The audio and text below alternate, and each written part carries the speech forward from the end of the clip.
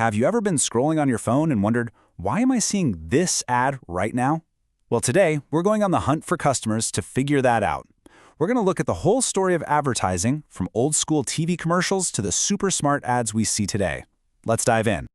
Okay, let's start at the very beginning with a really simple question. It doesn't matter if you're a giant company or just one person with an idea. What is the one thing you absolutely have to have for any business to even work? And the answer, well, it's pretty simple. You need something to sell, right? A product or a service that someone else actually wants and is willing to pay for. That's the heart of it all. But how do you let people know you even exist? That's where advertising comes in. Now, to understand advertising today, we kind of have to go back in time. So let's rewind the clock to a world before the internet, when finding customers was a totally different game. Just think about it for a second. Maybe ask your parents or grandparents this. If a company wanted to sell them something, say a new car, where would they even see an ad for it? Well, there were really four main places. You had your classic TV commercials, jingles on the radio, giant billboards on the side of the road, and of course ads in newspapers and magazines. The big thing to remember here is that these ads were just sent out to everybody, hoping the right person would see them. And then, bam, the internet showed up. And this wasn't just a small little change. No, it completely flipped the world of advertising upside down and created a brand new way to talk to customers. So what was so different? What was the secret ingredient that made internet advertising so powerful and, so much more personal? It all came down to this new idea called targeted advertising. Think of it this way. Instead of showing a car ad to 1 million people during a TV show, why not show it only to the people who are actually searching online for a new car? It's all about finding that perfect customer. This brings up a really good question. Most of the websites and social media we use every day are totally free. So if we're not paying with our money, how are these companies making billions of dollars? What are they getting from us? It's actually a pretty simple business plan. All the stuff you do online, the things you click on, the pages you like, what you search for, that's all really valuable information. Websites basically gather up that info and sell access to advertisers who want to reach people just like you.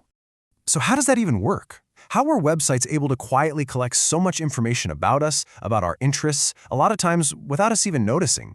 The magic trick was something called a cookie, and it's a really simple 3-step process. First, you go to a website. Second, that site puts a tiny little file on your computer, and that's the cookie. And third, that little cookie just follows you around, taking notes on what you're interested in online.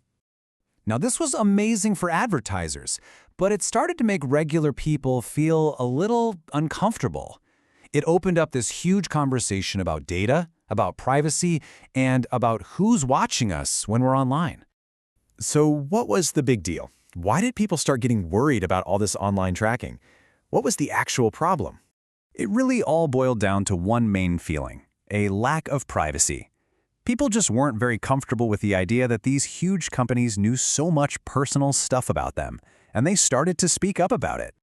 And you know what? People complained so much that governments actually had to listen.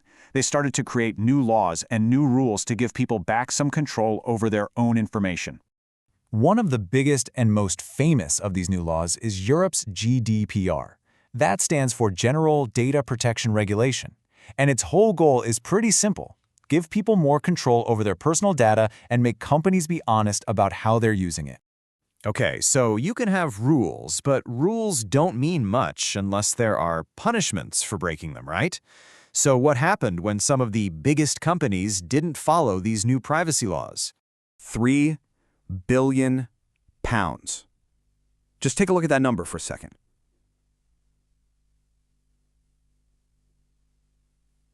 Wow.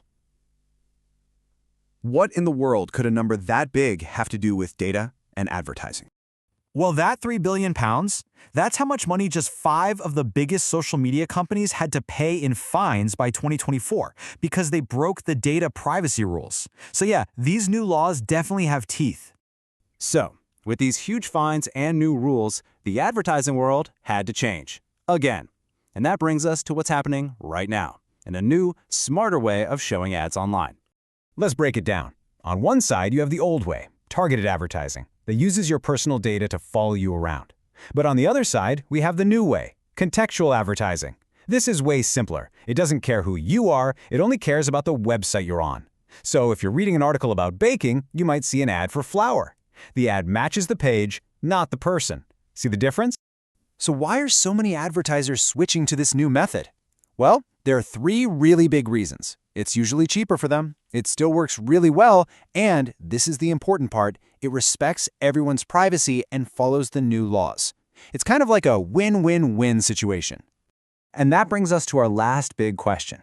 We've seen advertising go from billboards to cookies and now to this new contextual stuff. After this whole journey, do you think it's even possible for a company today to be successful without doing any advertising at all? Something to think about.